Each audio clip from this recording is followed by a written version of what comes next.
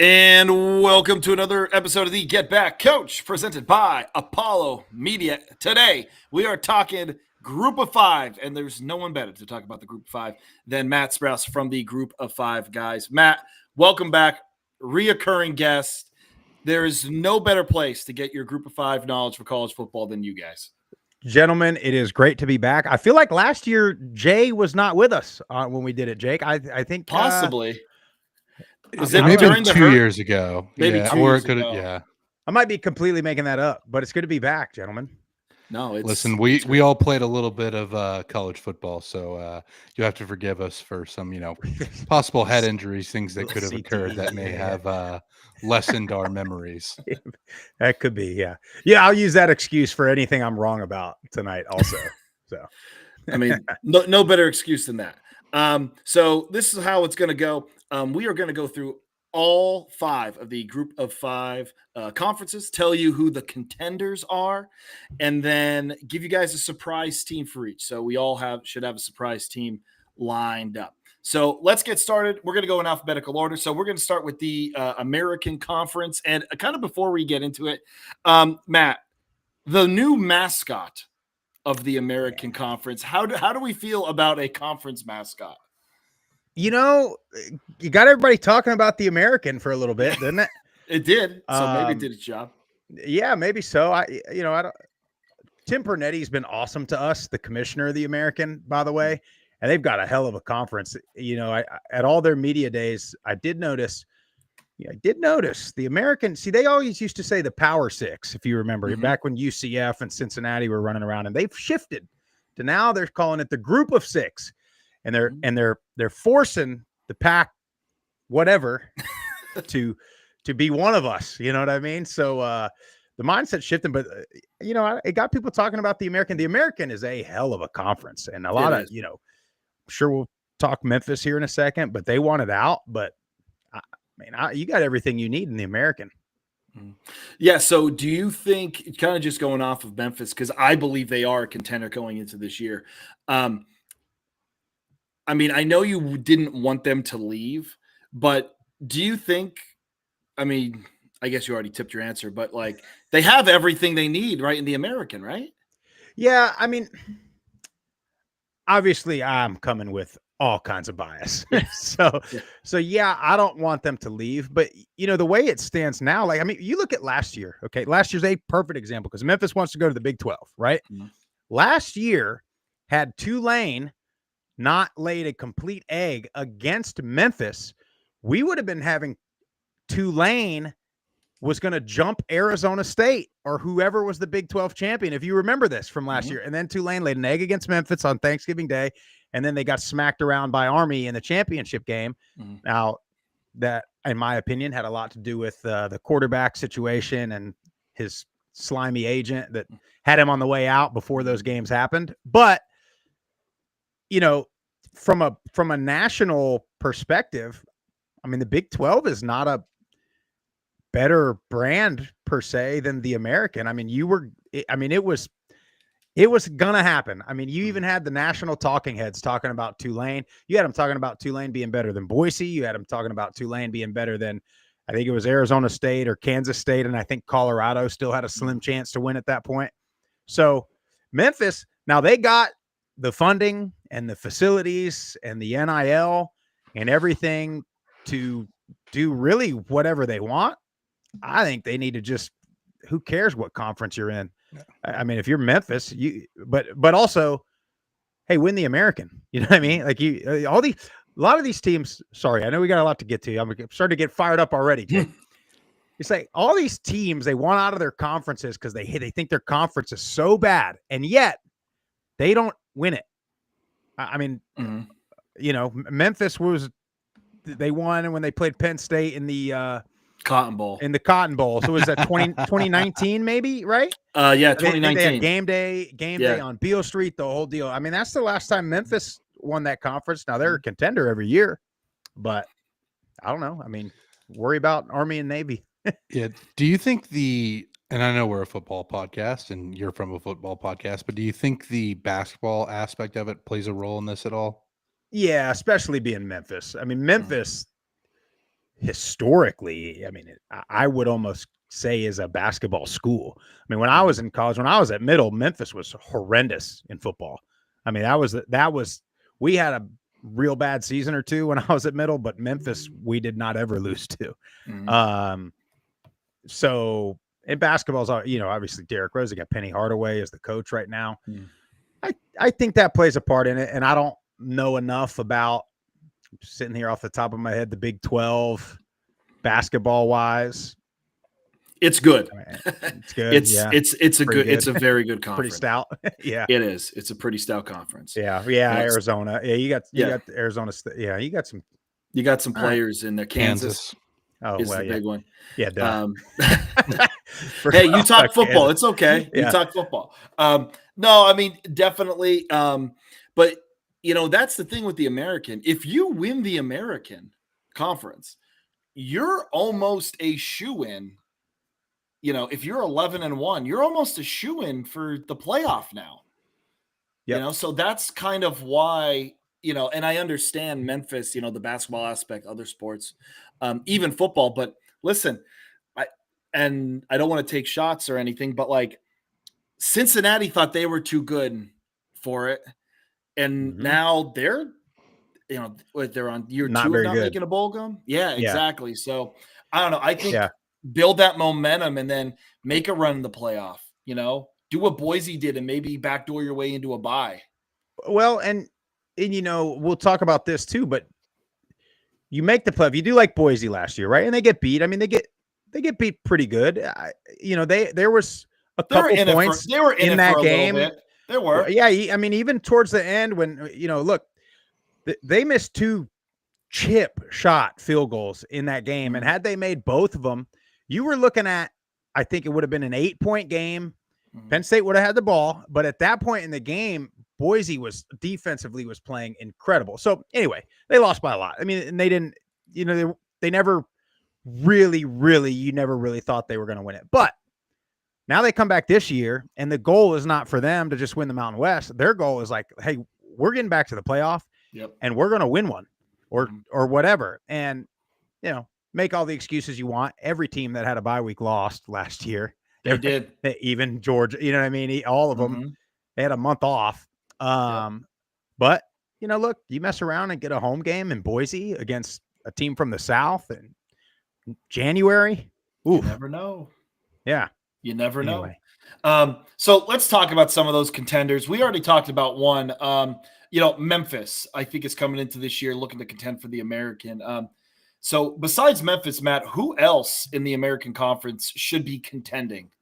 I love Navy this year. Ooh. Absolutely love Navy, and especially because their schedule last year, it was like this last year too, but their schedule lines up for them to potentially be sitting at like 8-0, 7-1. You got Air Force in there, who I think will be a little better. North Texas might be good offensively, but Navy is going to probably be 8-0, and then they go play Notre Dame. And then the problem is after they play Notre Dame is when they play the top teams in the American. I think they get South Florida. I think they get Memphis. And then they'll get Army, which won't count as a conference game. But Navy, I think, is really good. They bring back a lot. Blake Horvath, really good quarterback. If you watched Army at all last year, he's not as good a runner as Bryson Daly was, but I think he's a better thrower. And Navy will throw it a couple more times a game. Unlike the other 2 academy schools. So I think Navy's going to be really good. Their schedule, number one, just lines up for them to have all kinds of momentum late into the year. And then you never know. You never know what could happen against a Notre Dame. Memphis, we talked about. Tulane is interesting. I love Tulane. I love John Summerall, but we had Coach Summerall on our show like mid-spring, and he was kind of just like, we got a bunch of guys, man, but it's not proven. You know what I mean? They haven't played together. Now they get the last minute ad of the BYU quarterback, Retzlaff. So that adds a dynamic to Tulane that could be really scary. I haven't seen if they've confirmed, Summerall is going to give him the keys right away. He's a coach that does not care like who the name is, who's got the NIL. I mean, he is going to play. I mean, last year he played Darian Mensah, who went into camp as like the 4th guy. and not even any NIL. And he was like, don't care. He's the guy. So I like Tulane. They'll always have players. They're loaded on defense. Summerall's a defensive guy.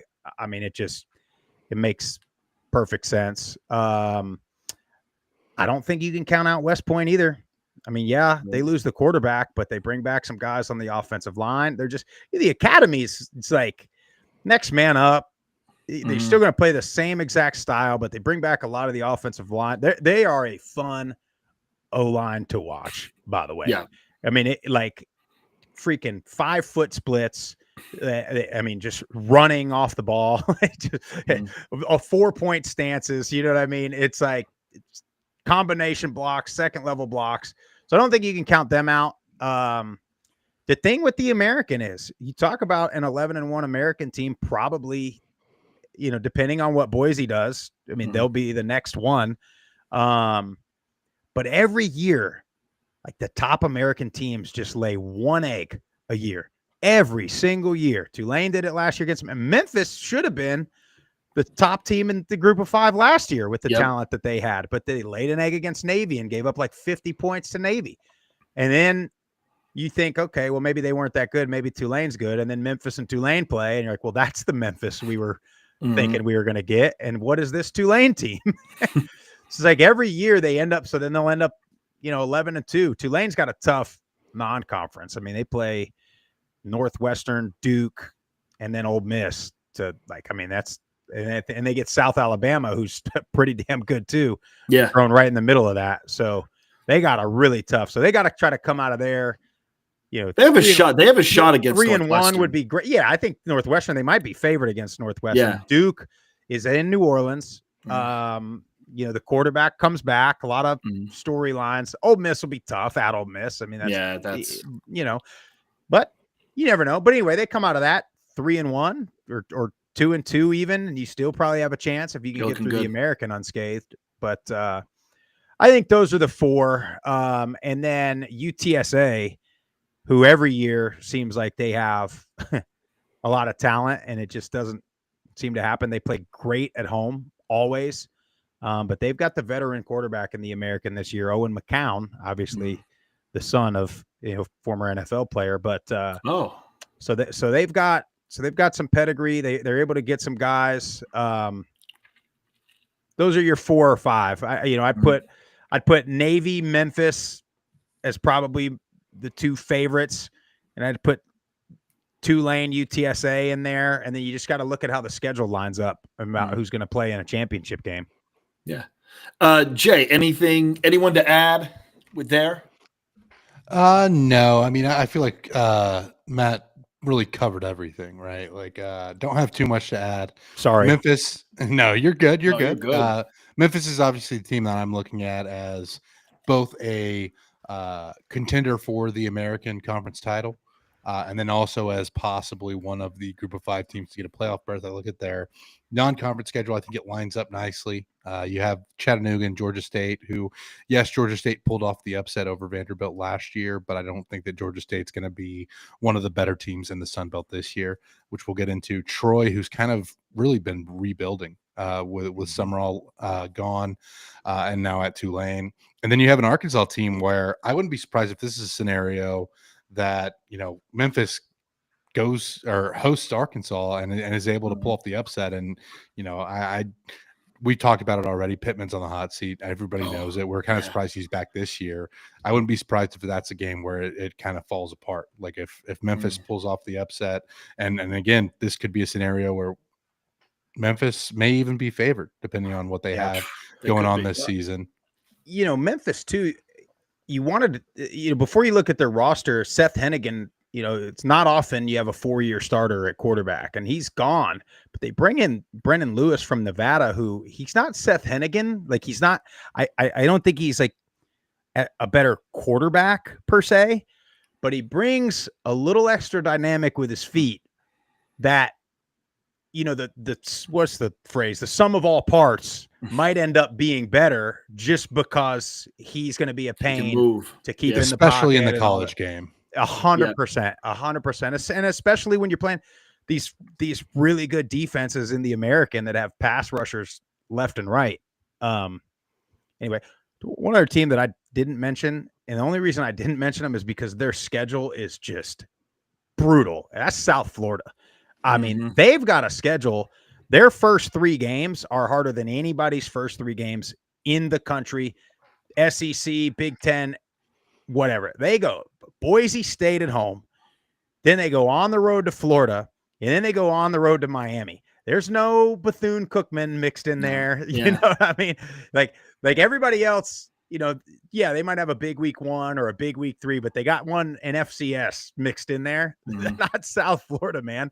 And then their conference schedule is not easy either. So you look at, they could just be deflate. You know, they could be 0-3, and you went from, you know, you could still win the conference, but you're out of anything else at that point, probably. So, yeah, I mean, I'm really big on South Florida, but that's what worries me is if they go down 0-3 to start the year, it's either going to like a fight or flight. It's either that they're going to come back and really be on a mission for the rest of the year, or it's we're down and we're not giving up, but they're just not going to have that same juice. It's that snowball effect. It's like, here Exactly. we go again. Yeah, exactly. And like, I like Byron Brown. Like, I think South Florida has guys. Listen, 60. I'm a huge retention guy. 67% retention with their production. I think that leads the American Conference, one of the best teams at retention going into the year. But yeah, that is the big thing that worries me about South Florida. Yeah, and the health of Brown, you know, he's battled some injuries too. They're going to need him, and then you play a schedule like that. Not only do you have to worry about the record, like you're gonna have guys banged up after that stretch. Like you just, no question about it. So then, if you have some depth issues, then you're trying to catch up. You're just trying to get healthy, and then here comes Memphis, or here comes Tulane or Navy or Army. You know what I mean?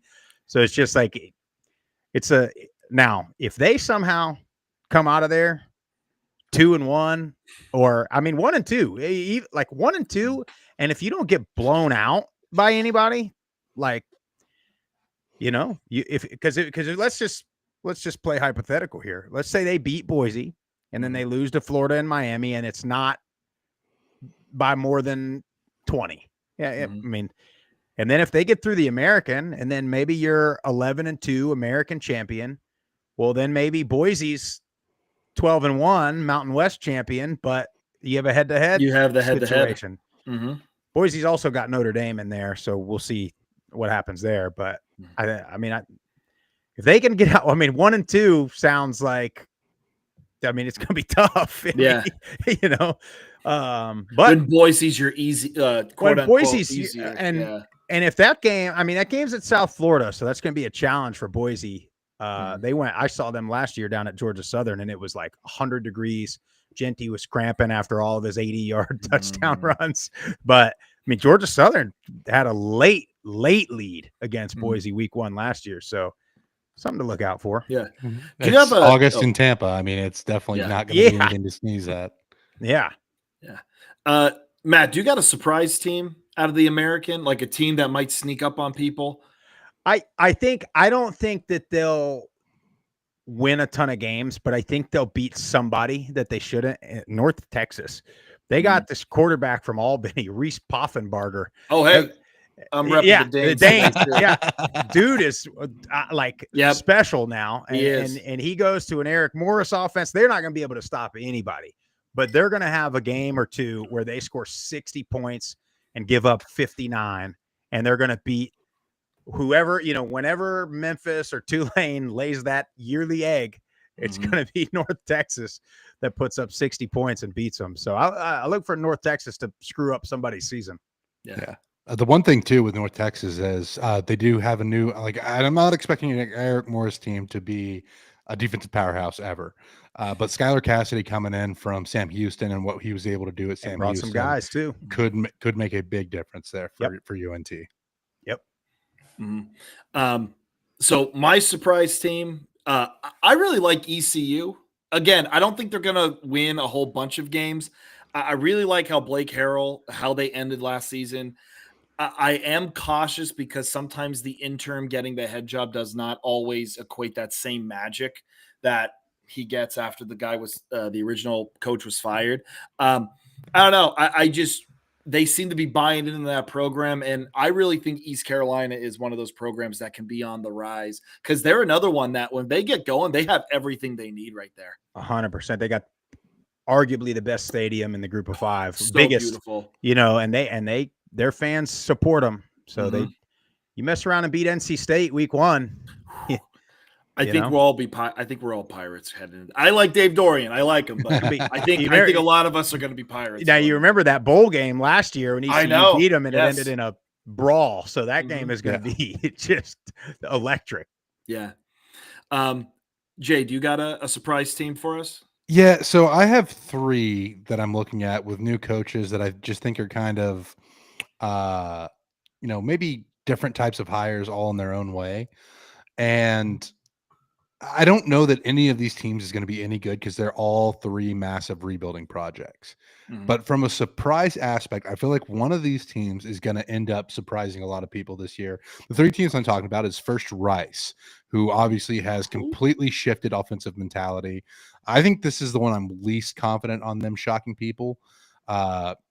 Just because I think they're going to have to completely overhaul everything that's going on in that program. Program's not in a great place. And you're going to a creative option offense. I don't really know how to describe what Abel does. I mean, that Rice is going to try to run the ball. That's what I can say with 100% confidence. But I'm interested to see how that offense plays out at a place where obviously it's probably a little closer to the service academies with like the restrictions on that program, the academic side of things. So it makes sense to go in that direction. The second one I'm looking at is Tulsa with Trey Lamb.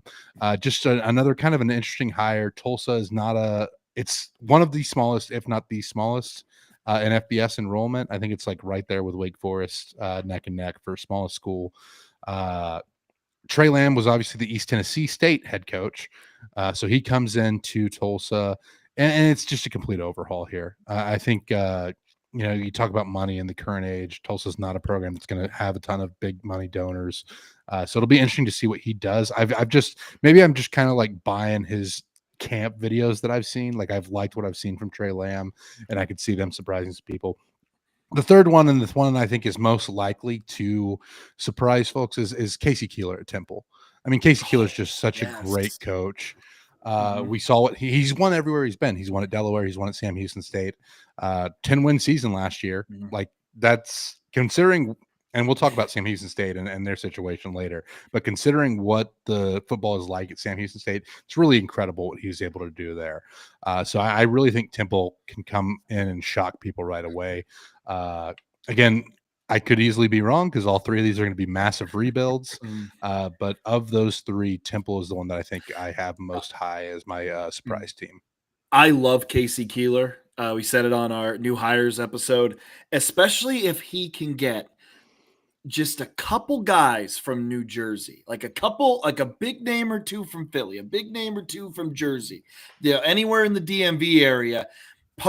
Get a guy from Penn State, get a guy from Rutgers, get a guy or 2 from Maryland, and now you're looking at a way better program. And here's the other thing: in Philadelphia, those aren't Penn State fans in the city of Philadelphia. They are Eagle fans, so they're not on the Penn State bandwagon for the most part. So you can really get a lot of those Eagle fans who don't pay attention to college football into college football with Temple. It can happen.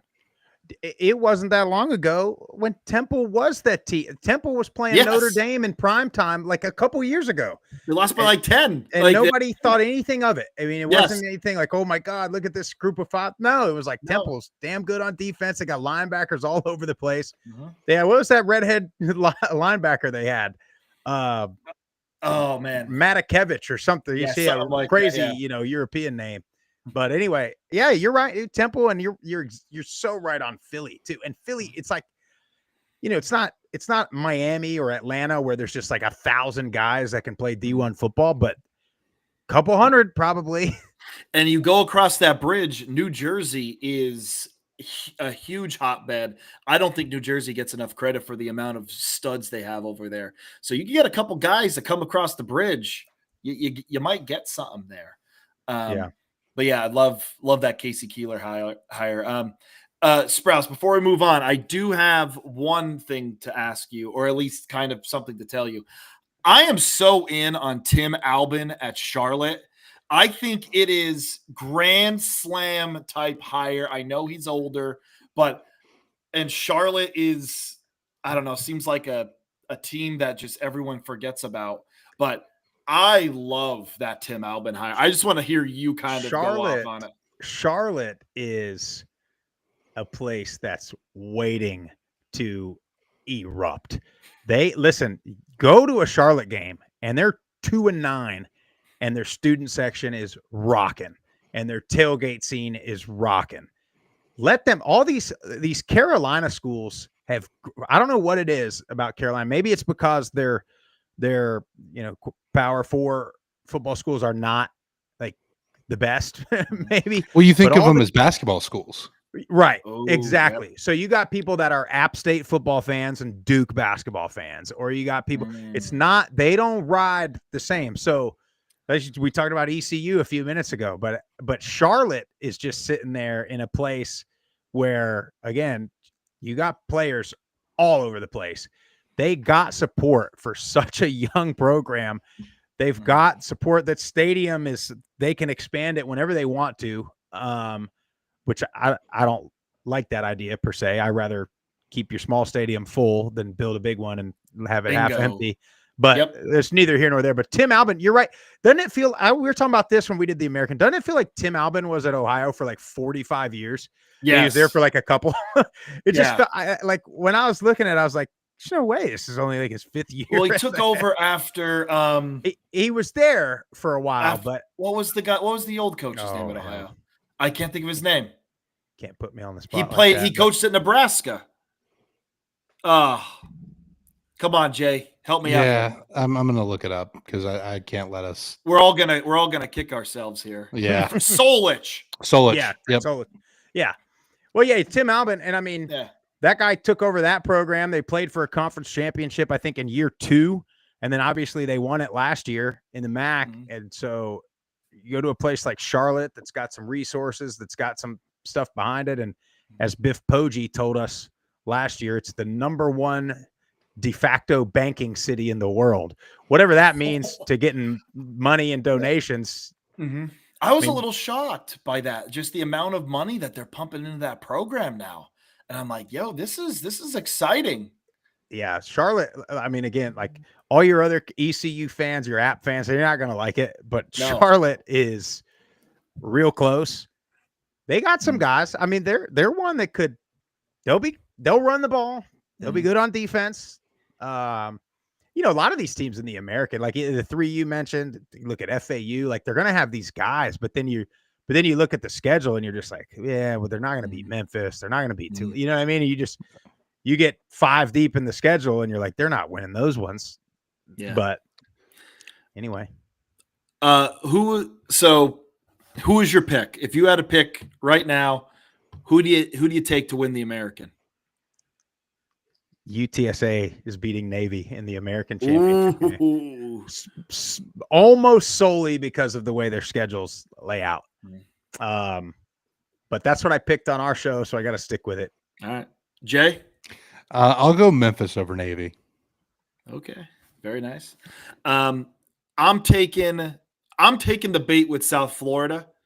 Again, love retention, and I'm gonna say this: if they get out of those first 3 weeks healthy, I think it's gonna mean the world to them, because you get out of there, you play good football, and now you get that confidence as, hey, we lost, but we can hang with anybody. I think that's almost going to benefit. I'm banking on it benefiting them rather than, killing their soul. And I'm going to say USF's going to beat Memphis in the championship game. Like it. All right, we're going to move on to Conference USA here. Conference USA. I think there's a solid contender for everyone, but I'm not sure. Almost like Kentucky. Is Liberty the team to beat in the Conference USA this year? Yeah, I think so. I mean, Western's the other one. Yeah. I mean, those are the two. I mean, it's Liberty's to lose. I think Liberty just from a resource standpoint, from an everything standpoint, it just has, they're like Memphis and they all want out of Conference USA. But again, hey, worry about Jacksonville State before you start worrying about going to the ACC or something. Mm-hmm. But from a resource standpoint, from a crowd support, they by far, I mean, just far and away, better than anything else in Conference USA. And I think, last year was like an unacceptable year. Some of the real delusional fans were calling for Jamie Chadwell's head, but it was like, they lost that weird fluke to Kennesaw State. Yep. But other than that, they still would have been in the conference championship. Yeah, they weren't New Year's Six good. But they also had a big, their quarterback situation last year with Caden Salter, and he was, they. Do you think he knew he was? Do you think? 100%. He got in the portal last year. He was going to get in the portal last year, and they like all these teams do. They beg and plead and offer him the world to stay, but then it's never the same. It's just never the same from a locker room standpoint. It happens everywhere. I mean, it's not just a Group of Five thing or a Liberty thing. It's these guys, again, I'm joking, but these freaking agents get in their ears and start promising them the world and telling them things they want to hear or don't want to hear. And then, I mean, half the time these guys got a NIL deal and nobody on either coaching staff has any idea about it. Yep. And, he wanted to get in the portal last year. I think he wasn't the same. I mean, he didn't have even close to the same season he had last year. So I think stuff like that has a big effect on the locker room. Especially a place like Liberty. They've got some standards too. Love them or hate them. Okay. Yeah. They're supposed to have standards, Jake. All right. Depends on if it's on a boat or not. That was the old guy. All right. Yeah. All right. Anyway, but you know what I mean? I mean, like, they got a reputation to try to. That is true. Try to uphold.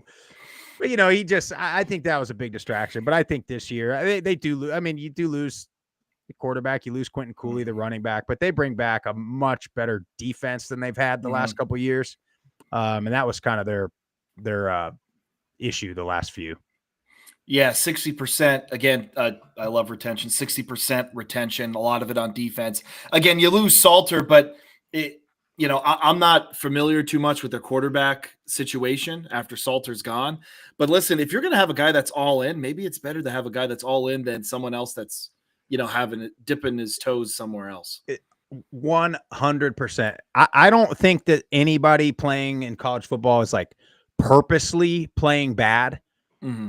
But I promise you there's an extra level of give a crap when it's a guy that they like behind them. I mean, yeah, that was a mess. I'm trying to be a professional here, but but that was a mess. And you can blame agents and parents oftentimes. Yes. So. Jay, anything to add there? Yeah, Western Kentucky is the one that I'm looking at. Because I think a lot of people look at Liberty, but Western Kentucky, I think, has had a strong presence with Tyson Helton. I think they're going to continue to have good offenses up there. All new coordinators this year for Western Kentucky, so I am interested to see kind of how that plays out. But I feel like that you're going to have a good offense with Western Kentucky. It's a matter of them stepping up on the other side of the ball. We'll see how Western Kentucky manages to get an FCS transfer from Abilene Christian or Houston Christian and a coordinator that comes with them every single year, and they don't miss a beat, man. Hey, great name too. Maverick McIver is the. He's got to be good. He's got to be right. Good. Yeah, he has to be. They'll be really good offensively for sure. Yeah. I mean, I don't know. I think Liberty's the team to beat, just like Matt's saying. Western Kentucky's going to be there. Jacksonville State's going to be there, but they're losing so much. I feel there's a lot of turnover there. Same thing with Louisiana Tech. I think they're down at the moment. So I feel like it's going to be Liberty's to lose. I feel like those other teams are still going to be in the mix. moving over to my surprise team again. These surprise teams, I'm not saying they're going to win the conference, but listen, I think Kennesaw State can win some games. Really? I'm like 6-6, 6-6, 7-5, maybe. I'm telling you, they're returning 82% of the team. They are returning a lot. I love it. I think that Kennesaw State is going to be the team. The other one we're going to talk about, Matt, which I'm surprised you haven't talked about yet, unless it's your surprise team, Middle Tennessee State. I think can win 7. I think they can go 7-5. I've already placed my bet. Middle Tennessee over 4.5. Oh yeah, hammer it. Done deal. Hammer. That is my locked in bet. Please bet responsibly. But that is my hammering bet. Middle Tennessee over 4.5. I think they're going to crush it. I think they're going to go 7-5. Can I just say, have you seen the new facilities in Murfreesboro? Beautiful. I mean, arguably. Now I've not seen them in person yet. Jeff has, he lives there still, so he's seen them in person. I would venture to say, outside of not yet having an indoor facility, the weight room, the locker room, the meeting rooms are arguably the best in the group of 5. And we've been screaming this from the mountaintops for a decade, even before a podcast or anything. You put some resources into that place. I mean, you're talking Murfreesboro is 20 miles from Nashville. Nashville, with its growth, the high school football in the state of Tennessee. I mean, talk about Charlotte getting ready to blow up, buddy. Middle is just waiting. And you're in a conference that right now, outside of Liberty and Western, is wide open. I mean, it's a bunch of new teams every year. But I say all that to say, based on some conversations, people around the program, my sources close to the program, tell me they love the team this year. Nick Vadiato has been the quarterback there for a long time. He's phenomenal. They love the receiver room. They got some burners. It's one of those situations where, you don't know I don't know if these receivers are really good. The corners are really bad, maybe a little bit of both, but I'm being told in practice that it's freaking greatest show on turf out there. Now, Nick Vadiato's been the quarterback there. They've had good receivers there. They haven't been able to block anybody for 5 years now. So that's the question mark. If they can give him just an ounce of protection, they'll be really good. I mean, because they've got skill all over the place in Murfreesboro. Oh, love it. Jeff thinks they're going to win the conference. I'm not getting on that. Listen, I looked at their schedule. It's the most favorable. 8-4. I'm telling 8-4 is on the table. We have historically had a schedule like South Florida has this year, where it's like week 1, you're in Ann Arbor at Michigan. Week 2, you might be at home against Austin Peay. Week 3, you're in Tuscaloosa. Week 4, you're in Athens. And it's like, what the hell, man? You go 7-5 with 3 of like the best 3 teams in the world on your schedule, and everybody's calling for the coach's head. And it's like, who'd you want them to beat there? Which game did you want them to win out of that? But this year they don't have that. They got Wisconsin, but Wisconsin is not going to like overwhelm you in the way that, a Georgia or Alabama or some of those other teams will. So they got a very favorable schedule, very favorable conference schedule. Hey man, I love them. I love the Blue Raiders. We can only pray for a redo at a conference championship in Murfreesboro. Jay, you got a surprise team? Yeah, I do. And it's UTEP. The Miners. Yes. I think that you look at Scotty Walden, obviously, comes in with a lot of energy. Last year was tough for the Miners, but I'm looking at kind of the way they closed out the season. They get the big win in the Battle of I-10 over New Mexico State. Obviously, the Tennessee loss doesn't look good, but you had games with Louisiana Tech and Middle Tennessee that were both 1-score losses. I feel like this is a team that just had fight all year. I don't think they played Liberty terribly. Like they lose that game 28-10 at Liberty. And you come into this year, I think they have a favorable home schedule. I think you're going to have some tough non-conference games. I think Utah State is going to be much improved under Bronco Mendenhall. And obviously you have Texas, who's the preseason number 1, as much as it hurts me to say it. But you look at the schedule, and I think UTEP has a real chance to make a run here. And I maybe this is me being a fan of Scotty Walden, the energy that he brings to the program, but I think UTEP's kind of waiting for something special to happen. I think this could be a very good year for the Miners, and I have them as my surprise team. And of course, I'll also be in attendance when they play Louisiana Monroe September 20th. So excited to cross the Sun Bowl off my bucket list. UTEP, it's again, we talk about these other places. They're way the hell down there in El Paso. Like, that's not a Texas town or an A&M town. That's a UTEP. I mean, that's a UTEP town. Yeah. And their stadium is one of the best in the country. Mess around and win a couple games. But you're right, man. Scotty Walden is infectious. And I read this in the old Phil Steele magazine, and my numbers are going to be off because I don't remember. But something I read in there that Scotty Walden told him was last year they came out of summer workouts and like their average max squat on the team was like 365, which, okay, that's good for the novice. The college Division I college football program, that's not good. Not at all. And it's well over 100 pounds more than that now. So what that tells me is that's a young team. They hadn't been in a real weight program before, and they were very underdeveloped. And it also tells me they played a lot of guys last year that they were like, you know what, man, let's get these guys some experience because they're going to be here with us, through the duration of this thing. I like that pick. That pick quite a bit. Matt, you got a pick for the conference?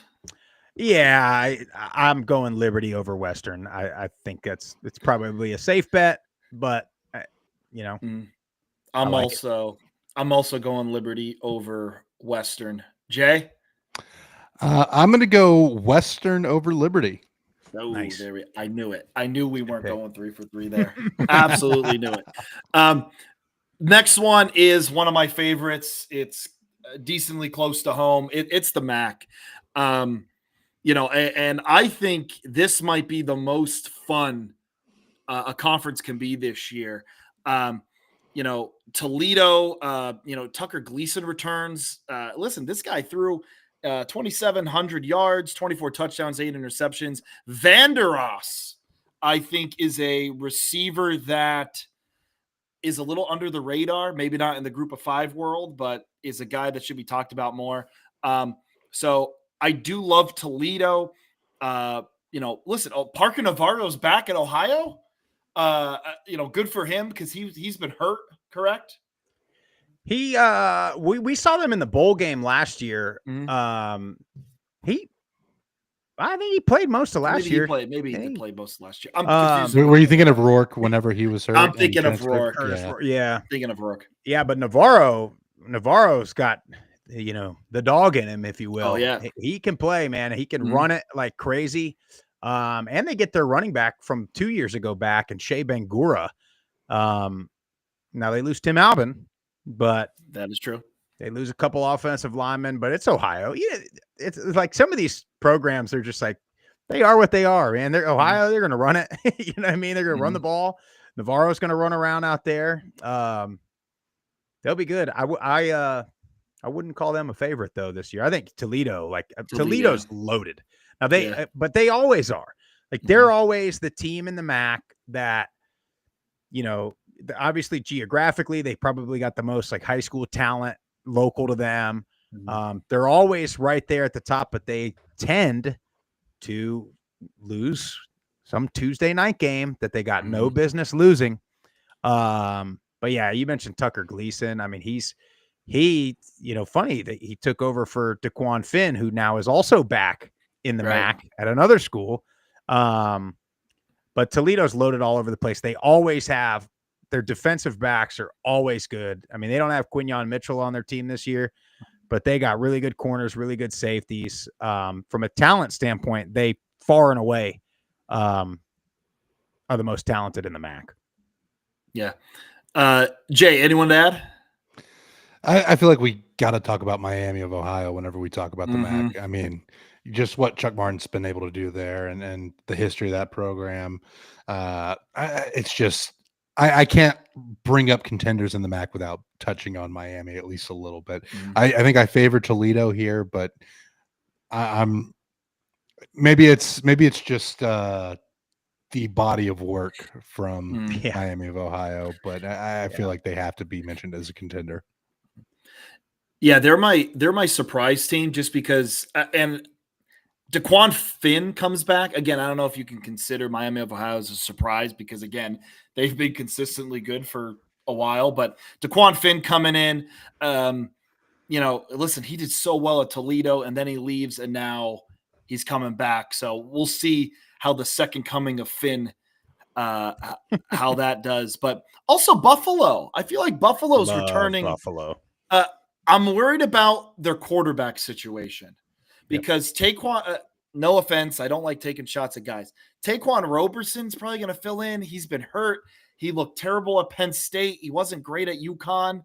They got hurt. So I don't know about the quarterback situation, but I think defensively, I think they can be really good and give some teams some fits.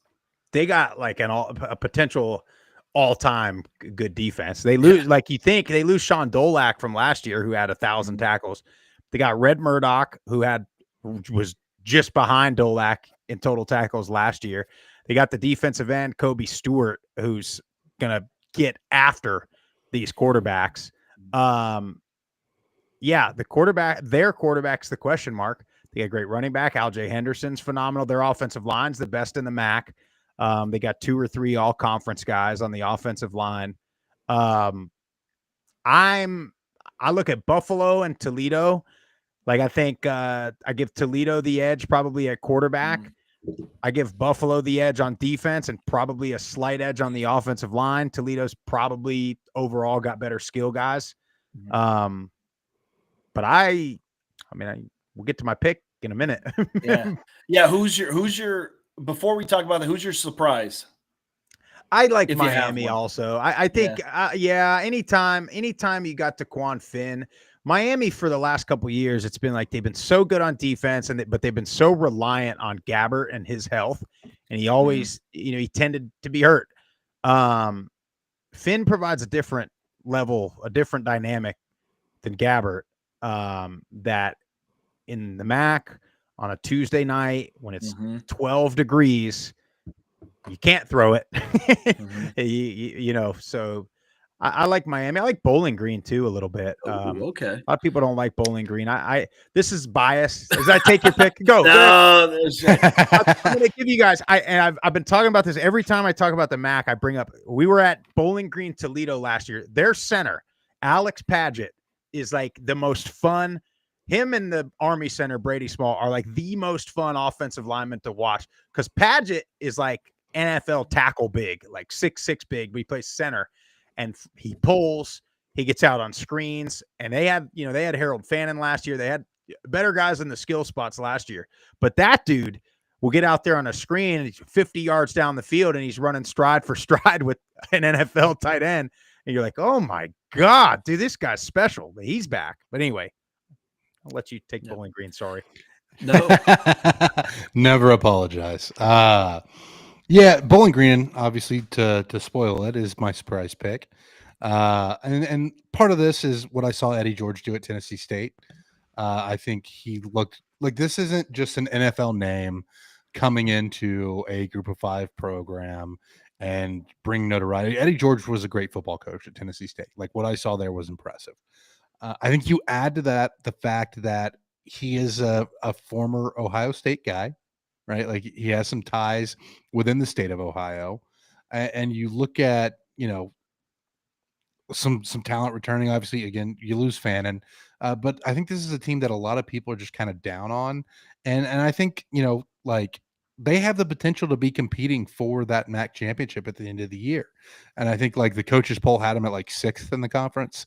So from a pure surprising what people expect out of it, I think Bowling Green is a fantastic surprise pick for the MAC. Very nice. Matt, who's your pick? Buffalo over Toledo. This was my blind pick in April. And then I've just been selling myself. I went up to Buffalo last weekend and spent some time with Pete Limbo. He almost talked me out of liking Buffalo. I'm like, y'all are gonna be good. Like I'm digging. You know what I mean? I'm like, you guys Mhm. got a squad, right? And he's like, you know what, we got this. I'm like, coach, I'm like, you're gonna be good, dude. Like, dude, get on the train, brother. You're gonna win some games. That may be Limbo avoiding some of that old rat poison that Saban Yeah, used to that's talk right. about. Yeah, that's right. He's like, I've been doing this too long. You never get too high, never get too low. And I'm like, yeah, but Yeah. You got guys, man. let's get high this time. that, you know? that Yeah, defense. defense is loaded. Yeah. Jay. I'm going to take Buffalo over Miami. Whoa. pick. Okay. Yeah. All right. Well, we're going to be all over the board here because I'm taking Toledo over Ohio. Nice. Can pick. that work? Wait, do they still have divisions? Nope. Or they're gone, right? Yeah. Sunbelt's the only one with divisions now, Okay. So yeah, Toledo over Ohio is my pick. which I hate, by the way. Can I say that? Sure.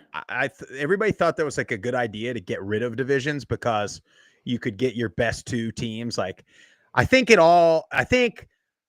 mindset of it all stemmed from like the SEC West from, 5-10 years ago, the SEC West, it was like Bama, Auburn, LSU.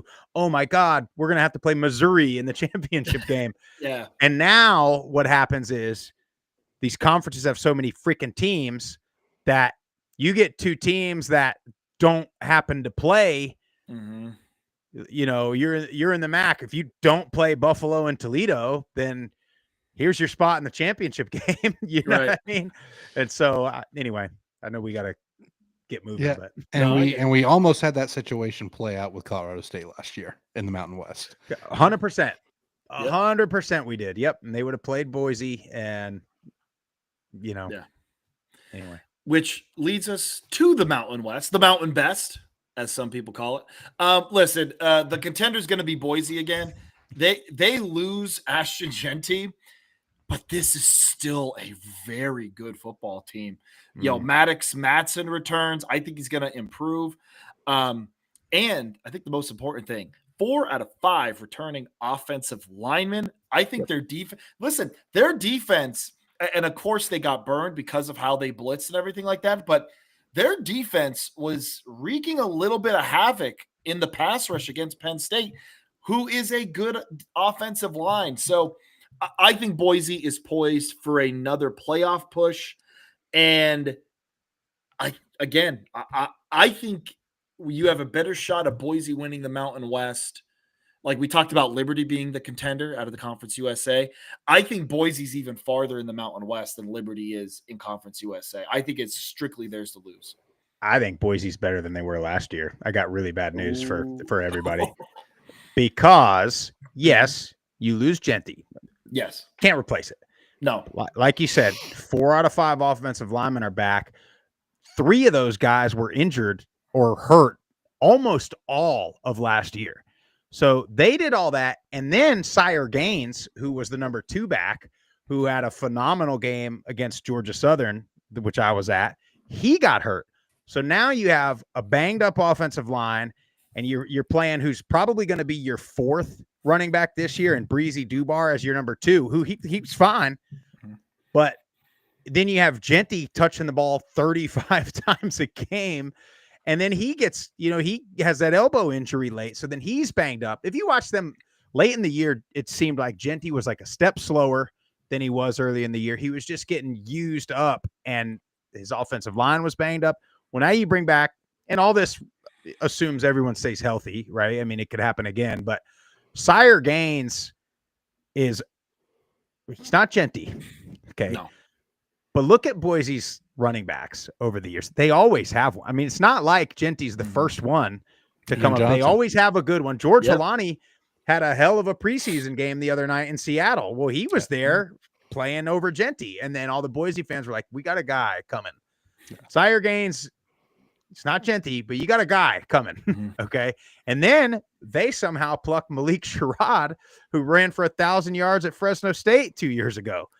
So you're okay. You lose the Heisman, but it's almost like trading one superstar for 5 really good pieces. It's Moneyball. Yes. It's Moneyball. It's okay. You lose this production, but we're going to recreate that production with these 2 or 3 guys. And a healthy offensive line and a defense. You're so right about that. When we were talking earlier about the momentum in that game, there was a point like probably mid to late third quarter when Penn State, I mean, they couldn't get throw the ball. There was so much pressure on the quarterback, and now Hassanin is gone in Detroit. But they got Jaden Virgin Morgan is the guy who I think he had. I might be way off. 8.5 sacks, I think, last year, 8.5 or 9.5. Now he's going to be the focal point. So like he's not now. He's the guy getting getting the chip blocks and all that stuff, getting help from tight ends and running backs. But let's not pretend like Boise doesn't have another guy. I mean, they kept almost everything. You've been talking about retention. I mean, Boise kept anybody they wanted to keep. Outside of going to the NFL. I think you're right about Madsen too. I think, you look like, I don't think teams are going to be able to do what Penn State did and just put 8 guys in the box and just say, we're going to stop Genty and whatever else happens. And Madsen played fine. He played fine. He did all right. Yeah. He had one bad pick. He had late in the game. He tried to force some stuff and it was, you were like, damn it. But I think he'll progress. And then I don't think that they'll stack the box as much against these other guys. So you might. I mean, I'm not saying you're going to have 2,700 yards rushing. I don't think they're going to be able to, though. Correct. Because if you're going to stack the box, I think Madsen against those secondaries is going to be able to kind of pick them apart. Yep. And where I think Penn State had dudes that, okay, we're going to lock you up and we're going to, force you to, run into 8 dudes. They didn't, and they're still, I don't want to say lacking. They didn't have a true number 1 receiver really last year. Cam Camper was banged up late. He was like their tall, kind of go up and get it guy. But I think the tight end's big time. Matt Lauder, I think, is a big time player. He did have a good game. He had the touchdown against Penn State. Yeah. Yes. But it's one of those teams around, Yep. And I don't think you can really scheme like for anything in particular because I think they're pretty dang balanced. Assuming Madsen takes that another step that you think he's going to take. Yeah. I don't have much to add. Boise State's my pick there. Yeah. They're good. Like I'm telling you, I don't even think that again, I know I'm biased. They're not, Liberty, I think is like group of 5 good, right? Like, they could, there's some power 4 teams that they're better than 2, but Boise, I think is like good. Like Boise's going to give Notre Dame some problems for a little bit. Maybe for a lot of it. For a lot of it. Maybe Notre Dame might give Boise some problems for a little bit. How about that? Okay. There we go. Jay, do you got a surprise team for us? Yeah, I do. Just because I think, and maybe I'm off base with calling them a surprise pick because I do think standards are higher right off the bat. But I think Bronco Mendenhall coming into Utah State is a team that's going to be a competitor right away. Just his history with the state, obviously was a former coach at BYU. I think what he did at New Mexico, even though New Mexico didn't end up going bowling, still as competitive as they were compared to what that program had kind of been struggling with. I think he hasn't lost a step. And so I think he comes into Utah State, kind of feels like he's home. And Utah State will be a competitor and a contender right off the bat this year. Yeah. Matt, surprise team? Can I give you 2? Yeah. San Jose State. I like it. And Hawaii. A lot of people are liking Hawaii, so it's almost making me want to like step back. Love their quarterback, Alejado. I'm probably saying that wrong. He's like a super undersized guy, left-handed quarterback. Right when Hawaii, left-handed, undersized quarterback. I mean, it just fits perfect. Yep. Timmy Chang's the coach. I mean, I'm thinking we might. The world and nobody dislikes Hawaii too. So no, they start winning, everybody's gonna love it. Yes. Midnight on FS1. You're gonna be watching Hawaii. I like them a lot offensively. I think they're gonna put up like old school Hawaii offensive type numbers. Not real sure about the defense.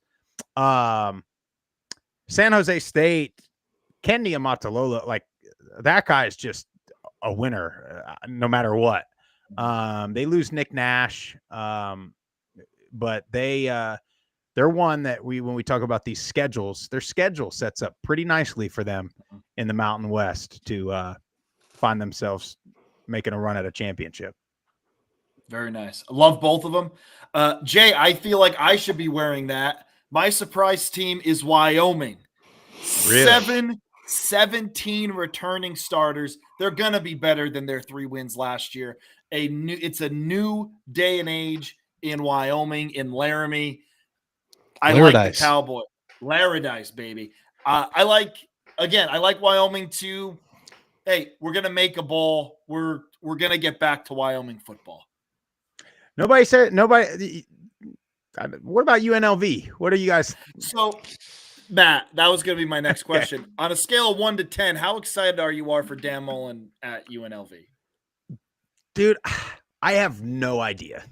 Mm-hmm. Like, you look at the roster and you think, oh, Dan Mullen, and you got these guys and you see transfer from LSU, transfer from like all these SEC guys. But you know, I rather you get a guy that transfers from Houston Christian that threw for 3,500 yards at Houston Christian than a guy that's played 6 snaps at LSU. Yep. Because, yeah, I mean, what that tells me, like, okay, he was good in high school. You know what I mean? They thought it tells me LSU thought he was going to be good, but so far we don't have proof. You know, hey, if there's anybody that can gather a group of misfits to play together, it's Dan Mullen. They should have some guys. Yeah, I'm not sure who's going to be quarterback. I think the kid from Virginia is going to beat the kid from Michigan, Orgy. But I don't know. I liked UNLV better last year. Mm-hmm. With Barry. Go offense. With Odom, with Brennan Marion. And then, you know, I liked Matt Sluka, and then he had a big fiasco. And then the Hajj Malik Williams, speaking of transfers, right, from Campbell. Yeah. That guy comes in and he's better than Sluka was, or better than a lot, you know, so. Fighting Campbells. We'll see. Yeah. My pick, I got Boise over who the hell knows? Colorado State. There we go. Boise over Colorado State. Colorado State will be better. Matt. Boise over San Jose State. I'll go Boise over Utah State. Nice. Ooh, there we go.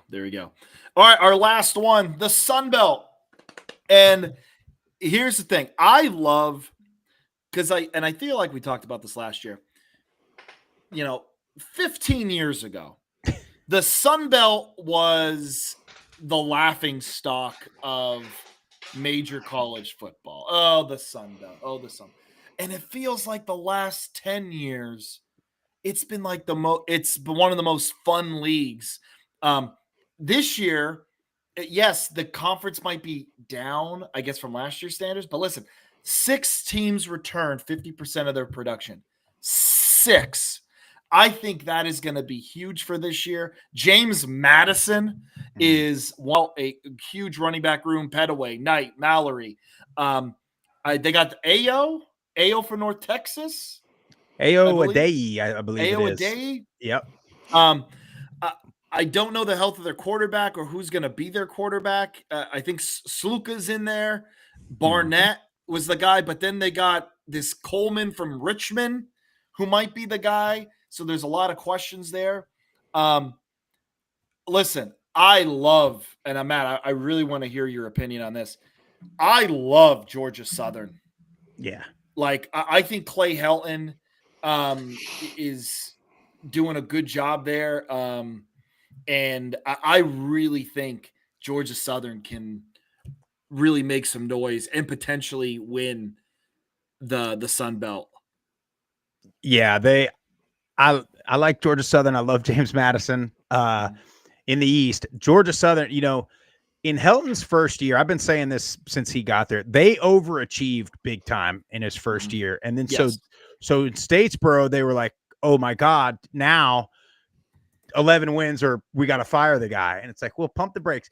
JC French is the first quarterback that he's been able to have and attempt to develop. Every year for them, except for starting last year, it's been a 1-year guy. Let's rent a quarterback, see what happens. French is the first guy that's been there, developed under Helton, and he's now back for his second year. They got a really good offensive line. You look at them last year, they had a couple games where they had a couple games. They had a game against Marshall where they came back and ridiculously won, but they also had some games that went the other way for them in that same sort of fashion. So they were close last year. And I've talked about it twice on the show now. They had, I'm telling you, they had Boise State down to the wire with a lead. And they just, that was a hell of a game. An awesome game, shootout type of game. James Madison, Alonzo Barnett's supposed to be the guy, but he's been banged up. They bring in Sluka, reuniting with his coach. Sluka, he'll do it with his feet. He wasn't a great passer, at least not at UNLV. You talked about the running back room, James Madison, offensive line. They're known for it, right? But James Madison defense is, their defense is just, I think, what is it, 19 points a game last year? Something like that. They've not, I'm trying to pull up some notes from my Sunbelt show. Yeah, James Madison, they've not allowed 21 points per game in any year since 2016. It's James Madison's defense. Emmanuel Bush, 6'1", 320, the interior defensive line. They bring in, I don't know how to say his name, Aiden Gobera from Notre Dame to play defensive end, 6'5", 250. They're just like, I don't know where you beat them. And the other part about James Madison is, we're talking about Boise State. We're talking about an American champion. Do yourself a favor and look at James Madison's schedule. I know the Sun Belt's tough. It'd be tough to get through the Sun Belt unscathed. But they play Liberty in the non-conference, which is a good resume builder. They'll probably be favored against Liberty. It is in Lynchburg, so that'll be tough. That game, James Madison and Liberty, talk about just two complete opposite fan bases and like types of people. That's going to be the only reason, and I'm still talking about, the only reason I'm not going to that game is because it's Middle's homecoming game, and I can't get up here and preach about supporting the school you went to and not go to my own school's homecoming game. But anyway, the other team that's a favorite and maybe the favorite is Louisiana. Ragin' Cajuns out west. They bring back a lot. They bring back they bring in a transfer quarterback that the people in Lafayette love, Walker Howard. I think he's an LSU guy. I think he's a hometown kid. Is he from Lafayette or he's from the state of Louisiana anyway? I think he's from Louisiana. He's from he's from Lafayette. He went to St. Thomas More. Hometown kid. They're really excited about if he can just be decent. They're going to run the hell out of the ball. They're going to be good on defense. I think it's weird. The Sun Belt, I think, is typically it's like super balanced. I think it's as top heavy as it's been in a long time. And I don't think that's because it's down. I just think that Louisiana and James Madison and Georgia Southern are up. And I think Louisiana too, right? Like James Madison plays Liberty and Louisville in their non-conference. Louisville's not scaring anybody. You know what I mean? Like it's not like, oh, we hope we don't get blown out. That's like, we can go win that one. And in Louisiana, I believe plays Missouri, is their big non-conference. So they'll be tough. Yeah, they'll be tough. It's going to be tough. But both of them got a chance because they only have like that one game. It's like, okay, Boise's got to play Notre Dame. Navy's got to play Notre Dame. Louisiana's got to play Missouri. So, at the end of the year, if any of these teams are sitting there at 11-1, 10-2, like that's what they're going to look at. That's what the committee's going to look at. It's like, okay, you got through your conference, but you played Missouri and this happened. You played Notre Dame and this happened. You played Louisville, so I don't know. Yeah. It's going to be fun.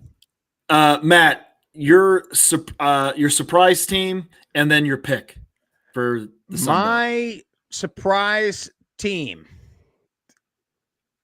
Okay, I have a couple. Sorry. Old Dominion. Ooh, I okay. think is Like it. they got a chance. Colton Joseph came on the scene last year at quarterback. He's a pretty dynamic player. Mhm. And then how in the hell they still have Jason Henderson at linebacker at Old Dominion? He's my math is going to be off. He's something like 130 tackles away from breaking Carlton Marshall's all-time tackles record. Another group of 5 guy, by the way, at Troy. And he's had over that in 2 seasons. So he's got a chance. And then South Alabama, I think, is going to be just really good on the offensive line. And you guys still got me, by the way? Oh yeah, we're still here. I can't see you guys Yes, anymore. we got you. Oh no, keep talking. I'm getting going. Oh no. South Alabama, I think, is going to be really good on the offensive line. It's really unfortunate that Gio Lopez left. But you look at last year, they lost 3 conference games by 2, by 4, and by 7. Otherwise, they're in the conference championship a year ago. They bring back Kentrell Bullock at running back. He had 831 yards as the second guy last year. So they bring back a pretty good offensive line. Their O-line last year gave up 17 sacks, 5.8 yards per carry, and right about 200 yards per game rushing. So Kentrell Bullock, if you do college football fantasy, you guys are going to have 150 yards a game. So Very nice. Love it. There you Jay? go. Yeah, so for me, I have when I'm looking at my Surprise. you want me to give surprise or do you want me to give okay.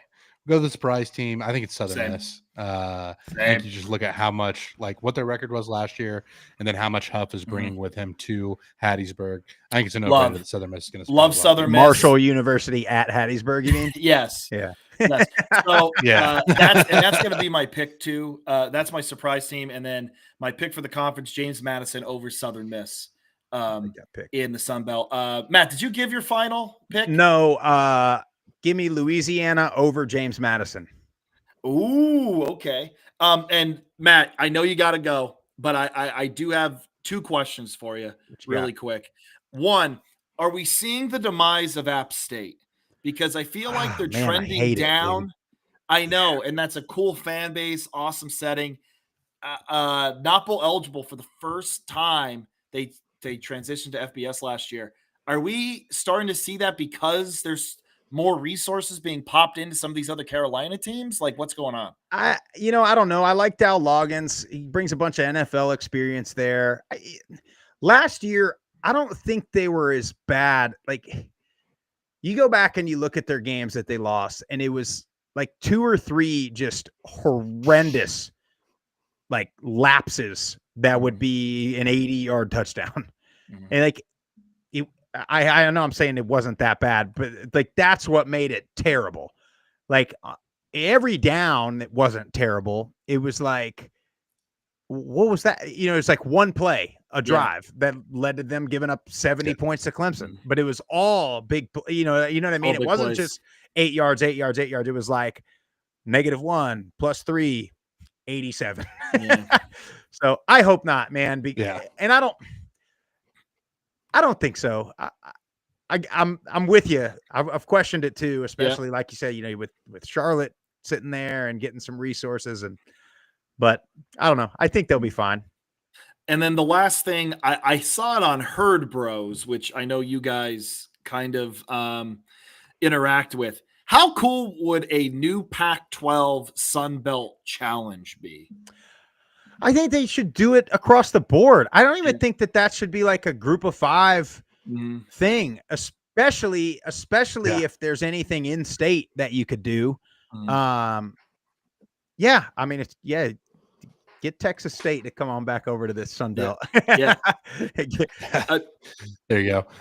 Matt, tell the people where we can find you. Yep. All my socials personally are at Sprouse_68. Group of 5 guys on every social platform at Group of 5 guys.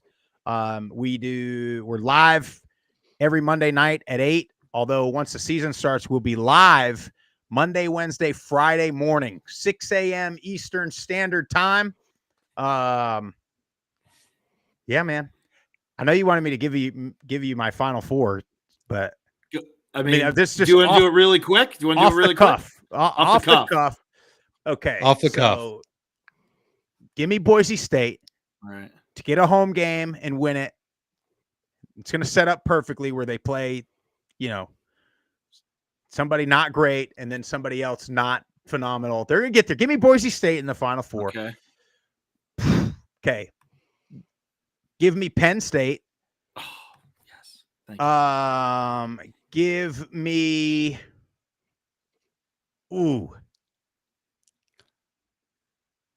Probably Georgia. I'm gonna take. Maybe give me like a wild card here. Hold on here. Give me a second. Give me I don't know, but it'd probably be like Ohio State or Texas or whoever loses. Whoever State, loses sounds good. that week 1 game. Yeah, give me Ohio State. Ohio State, Penn State, Georgia, Boise State. Not bad. There it is. There it is. Make sure you follow Matt. And listen, jump on their live stream that's about to happen in 9 minutes because we got to get him out of here. Matt, thank you again for coming on. Everyone, check out Group of Five guys. They're the absolute best in that world of college football. And from all of us at the Get Back Coach,